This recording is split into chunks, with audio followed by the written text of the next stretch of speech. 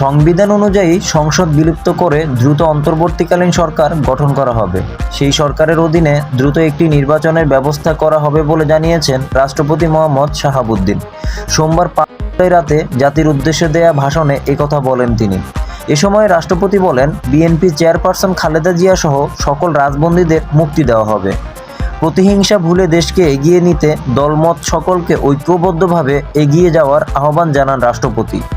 তিনি আরও বলেন, চলমান এই ছাত্র আন্দোলনে নিহত সকলের পরিবারকে ক্ষতিপূরণ প্রদান এবং আহতদের সুচিকিৎসার ব্যবস্থা করা হবে। এ সময় জনগণের জানমাল ও রাষ্ট্রীয় সম্পদ রক্ষায় আইনশৃঙ্খলা বাহিনীকে কঠোর হওয়ার নির্দেশ দেন তিনি। মোহাম্মদ শাহাবুদ্দিন বলেন, সাম্প্রদায়িক সম্প্রীতি ও সংখ্যালঘুদের নিরাপত্তা নিশ্চিত করতে এবং সরকারি সম্পদ রক্ষায় সকলকে এগিয়ে আসার আহ্বান জানাচ্ছি।